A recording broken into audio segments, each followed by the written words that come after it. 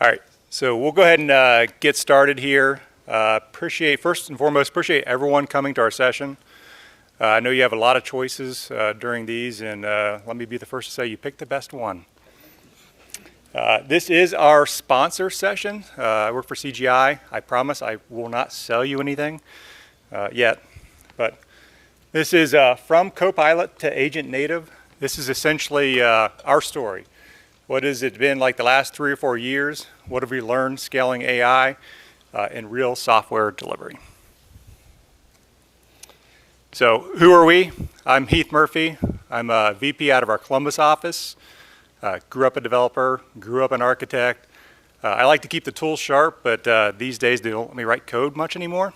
But the irony of it all with AI, I don't think many of us are writing code these days.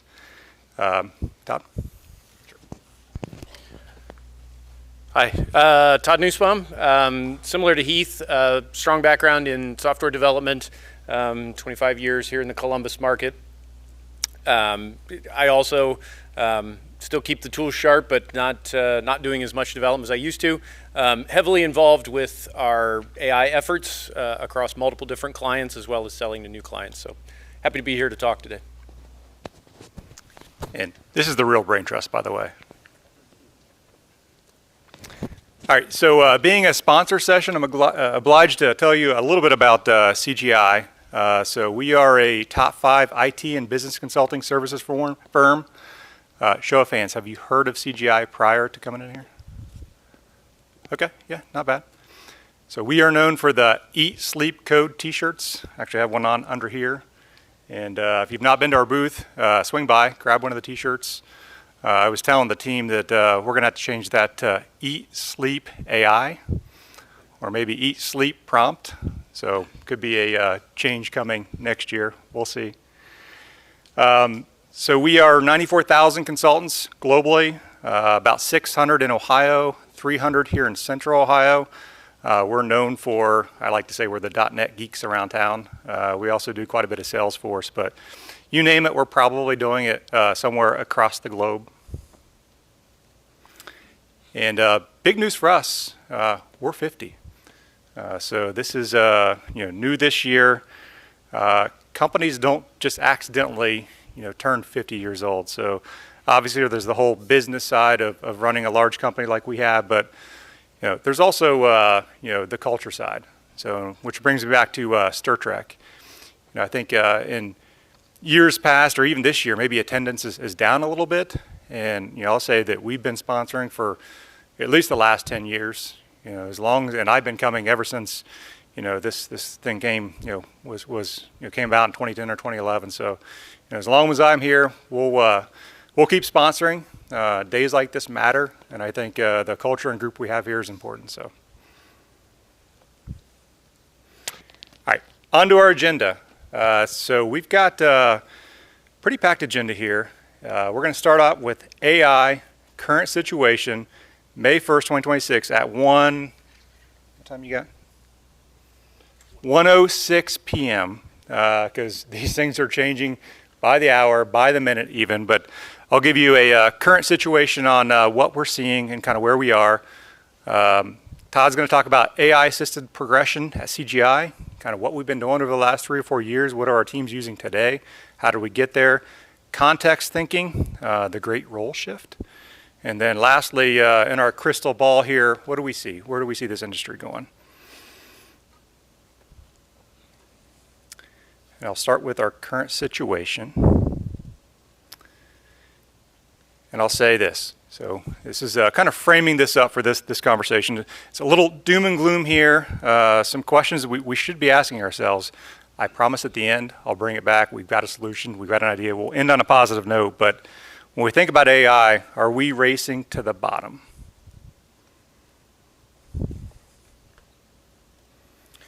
And a bonus question, ancillary question here. If I've got AI agents, they can write code, test code, review code, deploy code, essentially do everything that we've been doing for years and years and years. What does this future look like for us? And I'm sitting here, we're at a developer conference with, I assume, a bunch of technologists. I work for an IT consulting firm, so this is these are questions that we should be asking, that we have to confront straight up, because it really does and will impact us. So what does this future look like? Well, I think we have an answer here. We like to think we have an answer here. So today's reality, we've got clients expecting 20 to 30% productivity gains in their projects. This is not an ask, this is an expectation, and this has been the last 1.5 to 2 years. This is the expectations. As a big consulting firm, we respond to a lot of our business through RFPs, and almost all of our RFPs, it's table stakes to have some sort of AI component, and some sort of AI component that leads directly to efficiencies on that project. They're asking for more features with fewer staff. So acceleration, it's no longer optional. I mean, this is systemic. And I mean, I'm not saying this to scare everyone. I mean, I work at CGI. I see this. We're not predicting this. This is real. This is what we're seeing today on our projects and asks from our larger clients.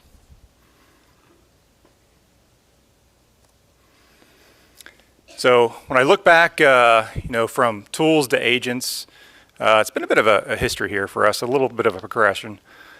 AI is not new. You guys know this. AI has been around for decades. When you talk to the normal layman on the street, AI was just invented 4 years ago.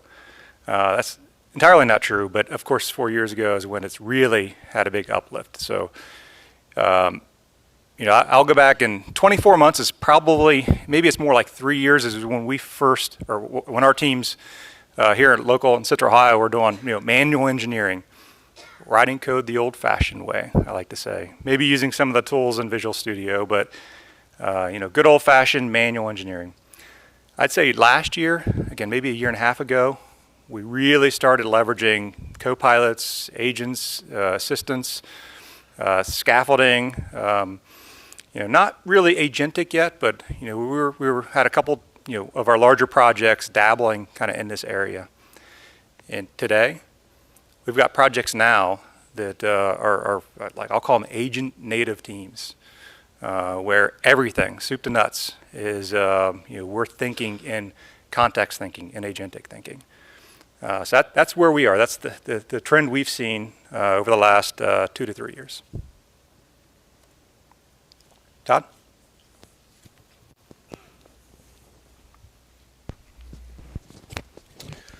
So as Heath mentioned, I want to talk a little bit about sort of our progression at CGI, where we've evolved over the last 2 to 3 years. So kind of putting it in context of 3 different areas. Like Heath said, the timeline, roughly a 3-year journey. And it's definitely been, like most technology, experiences, when you're, just learning to becoming effective, to becoming, expert at something. It's definitely a crawl, walk, run sort of activity. And then also, we found it's very important to, meet our team members and our clients where they are. So some folks are at different spots on that journey, and it's an important part of our understanding as we, bring the tools, try and grow the teams, to meet folks where they are, make sure we're accounting for that. As far as tools and training, how did we get started? Our goal right out of the gate was tools in the hands of as many people as possible. Like, how do we get folks experimenting, trying out the new things, getting accustomed to this? Some of our first projects within CGI, our national team, the team that represents across the United States for state government and commercial, started running a pilot group, and we immediately hopped on board, got folks involved with that, got some of the first licenses that were available, and then started talking to our clients as well. 2 years ago, not every client was on board with having some of these tools being in use, but having those conversations with the clients of, hey, we'd like to use this, we're going to see acceleration from it, help us help you. And then lastly, training. As Heath mentioned, we're a group of technologists. We've been in this industry for a long time, been in this market for a long time. A lot of our training historically has come from the ground up, a very grassroots approach to training, and that's how we approach this as well. So like I said, participation in the pilot, We got our Lunch and Learn program involved, where we've got more people presenting about AI topics in our Lunch and Learn program. We started an AI leadership group, and we started an office hours where on a weekly basis, half-hour call, hop on, demo something cool that you did, or ask questions of the group, just to keep that momentum going, keep that conversation going. Some of the first use cases we started to see right out of the gate on projects. I won't read all of these in detail, but these are some of the, I guess, easier ones to pull off when you're first getting started. Most of the three, pointing to especially to the one on the left on unit test creation, this should be the norm now. If you have a team that's not using AI to generate your unit tests, or at least 80% of what you need for a unit test, and applying those standards, making sure they match the naming conventions, etc., like that's an easy place to get started. You can see some of the others there, PR review, legacy code research. The tools can also help for that. The natural language of a lot of the LLM tools, obviously plain text, particularly Markdown. The last bullet I will call out on the legacy code research, we had a lot of success with this early on. The ability to construct diagrams in Mermaid. So Mermaid is a special variation of the Markdown language. You can write plain text and actually have it then rendered into a diagram. Very effective, especially when looking at legacy code bases. From there, we sort of took the next step. So starting to see more sophistication in what we were doing. So some automated tech debt remediation, UI development. I was on a project where we used this fairly extensively, either working from wireframes, or if you have a legacy application, actually taking screenshots of the legacy application, running them through the LLM, and getting a first pass on what that new UI would look like in a different technology. Obviously, prompts and everything go around that to give it the appropriate context, but there's definitely an easy step forward there. And then lastly, the automated regression testing, sorry. Extensive use of Playwright. Playwright, obviously the free solution from Microsoft. And they have a number of agents that are available, and we've used these successfully on multiple projects. So you can see from that first set to this set, building up the sophistication a little bit. As you look across the full SDLC, you can see a lot of different places, and this is a bit of a dense slide, but you can see all of the different places where you can leverage the LLM for those various steps to help accelerate the process. From research to requirements to architecture and design, et cetera. I'll talk a little bit more towards the end, but some of the ones on the far left, under that box where it says particularly useful, we're going to talk more about like fully automated systems. And as we started to apply this, as Heath said, started to apply the LLMs across the various steps in the SDLC, some of the frameworks that are out there actually make that a more organized activity within the teams. So it's not just an individual experimenting, an individual with their own set of prompts, but we can do it in a structured, repeatable fashion that makes it easy for the whole team to gain acceleration, not just individuals doing their own thing. With that, with more and more automation comes the need for guardrails, and this slide also plays into where we're headed later on in the presentation. We're starting to see more and more of this come into projects where it's not just about the prompt and what can you generate from the code, but also how are you maintaining control? How are you making sure that the code coming out the other side fits with your expectations for your organization? So you can see some of the layers there. All of those are important, and it's not to say that they're more important because of of using agents. They've always been important. So these aren't necessarily new topics within software development. They've always been important, but we have to make sure that in the drive to go quickly, the drive to make use of the agents and automate as much as we can, we're not skipping over any of these important parts. So, you can see obviously correctness of logic, that's where it starts.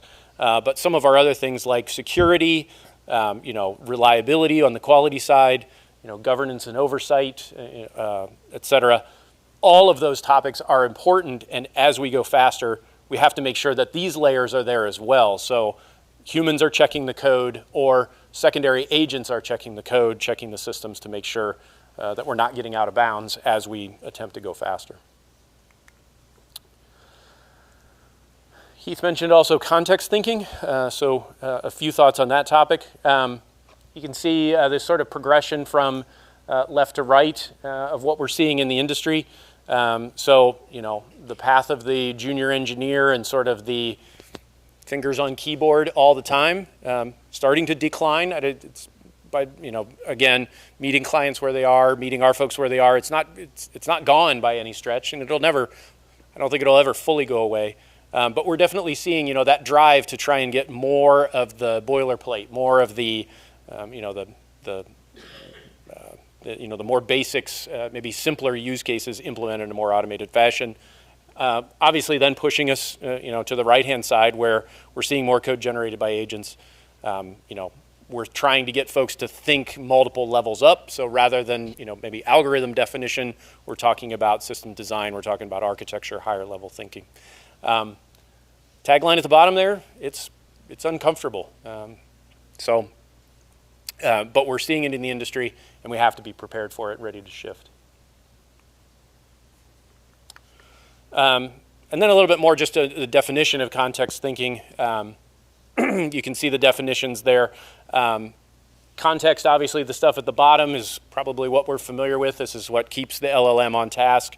You know, make sure that it has the information that it needs in order to do its work. Context thinking is just sort of that next level up. So starting to think more broadly about how systems are put together, and that the context, so understanding what information, what data has to go in order to get the outputs that we want, that becomes the priority. So how do we, you know, rather than drawing diagrams and thinking about architecture, how do we put that architecture in a context that the LLM can understand to help us generate the output that we're trying to get to? So two parts there, both understanding the context as well as how to think more broadly. And then if we expand that to look at, you know, what are some of the new capabilities on the bottom, you start to look at this diagram and you realize this looks like a data problem. Like this looks like a, you know, like what would have been like a data warehouse problem somewhere in the past of like, we have all of this data tied up in all of these systems that are still part of the business. We still have customers, we still have operations, we still have R&D, et cetera, et cetera, et cetera. How do we take the data that's out there, get it into a form that can then be used by the agents, by the LLMs, to give us the new capabilities? And you can see some of the stuff down there at the bottom. The one in the middle of, you know, accelerated value delivery, that's the, you know, that's the writing the code faster. But there's a bunch of other pieces that are also tied in that again depend on that larger understanding of data in the environment and you know, how best to utilize it with the LLMs. Just as an aside, the one on the institutional knowledge there on the left-hand side, we're currently working with a client that's basically talking to us about exactly that. Like, how do we take the knowledge of what's in people's heads so that when there's turnover or there's changes within the organization, they're still making decisions the same way. So it's a very interesting conversation, and we're in the process of building a system to help with that. But it's always an interesting conversation of how do we take that knowledge, get it out of their heads, and then get it into the prompts, the right context, so that the LLM can make similar assessments to the employees. All right, I'll hand it back off to Heath. All right, thank you, Todd. Just to add to what you know, Todd was saying, when we look at you know, our teams, our projects, you know, one of the challenges I give to our dev leads, our tech leads, our architects is, you know, there's certain things we just don't do anymore. And you know, what I tell them is, if you're writing unit tests, anyone's writing unit tests, you're probably doing it wrong, right? Those can be generated. That's throwaway code. You know, last year, maybe it was a year and a half ago, we really got onto this kick of, well, let's generate the whole front end. Let's generate Blazor or Angular or React. You name the front end. Let's just generate that. No one likes to do front ends anyway, right? All right? Okay, maybe I'm not a front end guy, but yeah. So yeah, don't do it. Generate the scaffolding. That gets you 80% of the way there. Obviously, it's not going to be perfect. We know that, but Those are just things we don't do. And now we're on to automated playwright tests. Let's not write those. Let's leverage AI to generate these things. So you can see how it's just an incremental thing over time, that there's one less thing we're asking our developers to do. And that doesn't mean developers aren't doing anything. I've got a couple slides to cover this. It changes the roles a bit. This is the great role shift, I guess, is what we're calling it here. Okay, I can't make this up. This is a slide. Most of these slides were put together by our global AI team at CGI. A lot of really smart guys, a lot smarter than me, have put this together, but this is the best they come up with. Now, are these titles exactly right? They'll be the first to tell you, okay, maybe the titles aren't exactly right, but given today at whatever time it is now, this is the current thinking is, the skills and roles are shifting on our teams. So you can see we've got product owners, scrum masters, rapid prototypers, that becomes intent leads. We've got developers, QA, delivery. That's a big group to group all developers, QA, and any delivery technical folks and call them value engineers, but that's the current thinking. You've got your business analysts, tech docs, architects. Now they're context engineers. You saw that slide with all the different buildings and gathering this. I've been an architect for a while. I take pride in being an architect, and am I now a context engineer? Well, sort of, kind of. I mean, if you think about your role as an architect, that's sort of what you did before. Now you can generate those diagrams. Now you're providing the context that's going to feed into this team to give it what it needs to be able to generate code. So QA, BAs. I'm not sure why psychologist is in there. I've never had a psychologist on my team, but there's times I wish I had a psychologist on my team, maybe. But those become alignment engineers. And then lastly, this one's a little more straightforward, but UX, UI designer, and there is that psychologist again. That becomes your experience engineers. So they're peas in a pod here, and it's not a one-to-one. That's one point that, again, our global leadership team has made clear here. It's a pea pod, and it could be a one-to-many here, but we're truly moving from syntax. I don't need to know all the ins and outs of C# or Java. That's a loaded term. I mean, we could argue back and forth on that. I don't need to be a framework master of Azure, or you name the framework. Certainly, I shouldn't be doing speedy manual repetition. That's not good. I've heard this quite a few times.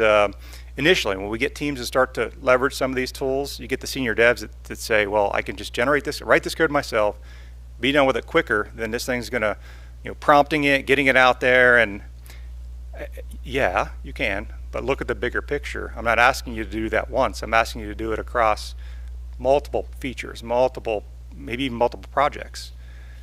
So it does shift a bit. So now we're moving to coaching, systems thinking, larger level thinking, context curation, intent framing, and orchestration.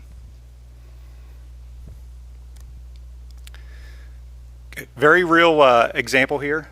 This is not a project here in Columbus, but this is one of our projects that we had at CGI, where we went from 11.65 FTEs delivering features down to 5. And you can see that team on the left there, that's a pretty typical team. That's a team we've been using for years and years. You got a product owner, scrum master, part-time, couple Java devs, two QAs or QEs to match that. That seems like a reasonable team. And even today, I got to imagine a lot of your projects, depending on where you are in your journey, leveraging AI tools, that's probably where you are, and that's okay. Nothing wrong with that. But again, this exact project, this is what we saw. This is that P-pod, agent native type mindset, where we moved into a smaller, streamlined team. And you can see, of course, the roles we just talked about there, that maps the FTEs you see there to value engineers in this case. So capability expansion through role compression enabled by an agent native approach to software engineering. That was totally AI generated, I'm sure it was. I wouldn't have wrote that. So the bigger shift then, the bigger shift is stop asking how much code did you write, what quality did it have, what other stories, features, epics, requirements can I code, and start asking, what value did you deliver? Now, I'd argue that we should have been asking this question well before AI. We don't write code just for the sake of writing code. We're writing code to solve a problem and deliver results and outcomes. But nonetheless, it's accelerating that fact. Is the value aligned with user consumer expectations? Of course, we should be asking that with everything we do. This last one here is interesting. We had a PM, and I don't know if he's in the room here, but one of our PMs at CGI, and I asked him, and he's a big guru on tracking stats and developer productivity, and he's been on this kick for years. And so I asked him, should we measure the percentage of value, not necessarily code value, because it could be configuration, deployment scripts, that was built and delivered by agents? And his answer was resounding no.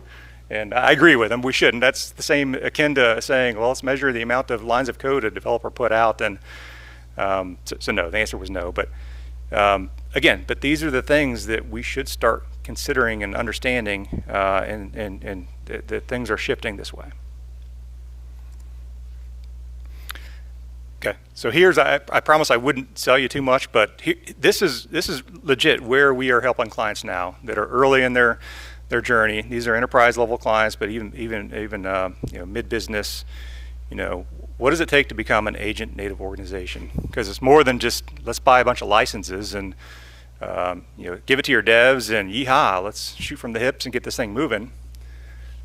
True story. There was a client that did that, and brought us in, and they sit down in a room and they're talking about bought all these licenses, and we had all this productivity. It was great. Then I got the bill and the token cost. It was a problem. So I solved it. They look at me. They were dead serious. I solved it by hiring a bunch of junior devs to go write manual code. It was so much cheaper. No, I made that up. I read that somewhere. But yeah, so these are the type of things. When we look at agent native organizations, it's governance by design. Cost management, of course, is one of those. Putting in guardrails, policies. We talked about context engineering and how important that is. How are we going to orchestrate your agents? And then ultimately the operating models and roles. So are we going to have job requirements one day, job recs for intent leads, for contact engineers? Maybe.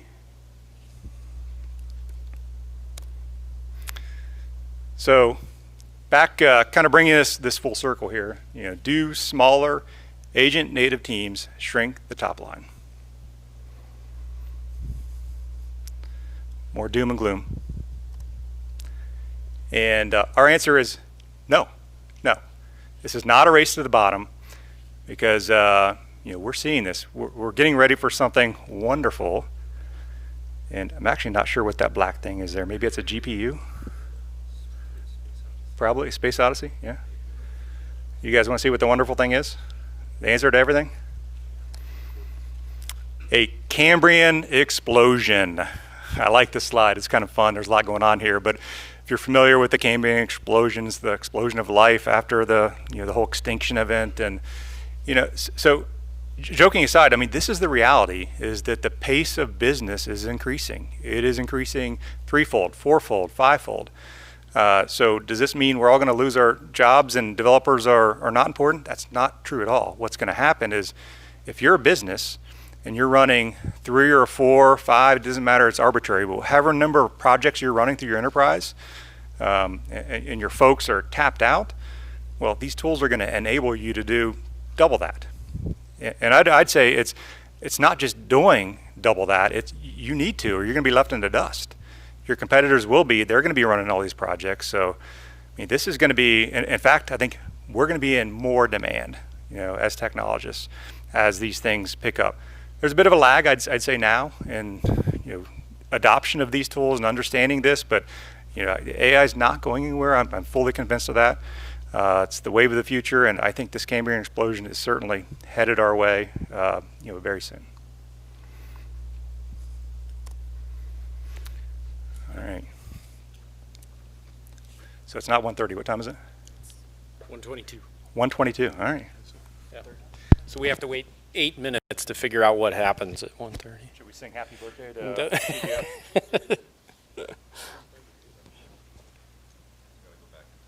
Oh, it is. You're right. I can't read my own watch. Okay. 1:30. All right. Just got to wait for the movie with the DeLorean. All right. So where are we today? I mentioned earlier, like some of the use cases we showed. This is where we are now. We've got teams that are doing this, very human in the loop. There's a couple things. I mean, there's obviously descriptions here of what's happening, but the concept is that we have, iterative loop. Human is driving it. The human does the orchestration, but all of the steps in the SDLC are starting to be automated by LLM agents. So writing the code, doing the design, writing the tests, making the PR description, et cetera, et cetera. Like all those pieces are in place for the AI to take care of it. You'll see down there the key skills at the bottom. I want you to make note of those before we switch to the next slide. So some of the same things I talked about on earlier slides, the prompting, the instructions, critical eye for review because the human is the one orchestrating. We're moving from this concept of, the builder to the decision maker. So the human's not doing, is not typing all the keys, but is actually the one looking at the outputs and sort of signing off on them. We've seen a fair amount of success with some of the frameworks, most particularly BMAD. Been used now. We have one project using it heavily, looking to bring it to others. But the idea being that there's, an orchestrated flow that is either something that comes with the tool or specialized per project, per client. And it helps us as people to walk through the steps going from basic use case to implemented code and have it up and running. So this is where we are now with our teams that are executing. The next step is sort of taking humans away from that, where instead of humans orchestrating, the AI is orchestrating. Some of the same tooling is in place, it's just a matter of how much human control you're adding. But I think the most interesting slide, or the interesting part of the slide, is in the key skills area. Like, it completely changes. It's not about, how well are we writing the prompts or anything anymore. It's now about all of those guardrails. So you remember that onion slide from earlier? This is the callback to that, of where this is all of the pieces that become very important. So like, what's your observability? How can you monitor what's happening? How do you set up the policies and the guardrails ahead of time? What systems do you put in place to help protect the organization against these changes? You start setting this up, and the speed at which it's able to move, it goes beyond what, you can't have humans, you lose the productivity if you have humans in the loop and stopping it along the way. So the idea is how do we make this exception based? How do we have humans watching for the outliers and allow the system to move at the pace it's capable of moving? So, taking it, just summarize. We talked early on about context thinking. Think about teams with agent native pods. How do you spread, or how do you align the people that you have to that new style of working? And then how do you re-engineer how you intake or take in and process value? So thinking through that, that whole fully agentic approach to software development. What are the steps that you need to take in order to make that effective within your organization? Quote there at the bottom. This one might also be AI generated. I don't know. But it does remind me. So we have a monthly meeting within our sector, and we were talking about it had some topics around AI adoption. How many of you, raise your hands? I know there's a lot of technologists in here. Raise your hands. How many of you remember the transition from jQuery to like some of the JavaScript frameworks we have today? Okay. How many of you fought it and wanted to keep jQuery? Nobody else? Nobody's got their hand up with me? Okay. My hand's still up. Kind of that same thing. Like this is a transformation in the industry. Our jobs aren't going away. JavaScript did not go away. It just sort of changed how we used it. Same thing is true here. Coding is changing. Our processes are changing. We're asked to be thinking on a higher level, but the jobs aren't going away. it's just a different way of thinking and working, and just something we have to be prepared for. As it says, thank you for coming. We're here. Yeah, we've got a little bit of time for questions, and or no hand grenades. Yeah, or catch us afterwards. Go for it.